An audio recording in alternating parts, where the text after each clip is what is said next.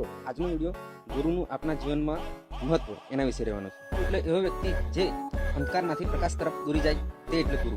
જીવનમાં સાચો માર્ગ બતાવે તે એટલે ગુરુ. ગુરુ એટલે જીવનમાં આર્થિક પરિસ્થિતિથી માંડીને જીવનમાં આધ્યાત્મિક અને ભક્તિ તરફ દોરી જાય તે એટલે ગુરુ.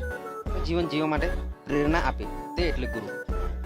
પરંતુ જીવનમાં આપણો સૌથી મોટો ગુરુ આપણો અનુભવ કહી શકીએ. કારણ આપણા જીવનની જે પરિસ્થિતિ છે અને તે પરિસ્થિતિમાંથી જે શીખવા મળે છે, એટલા માટે અનુભવ એ આપણા જીવનનો સૌથી મોટો ગુરુ છે.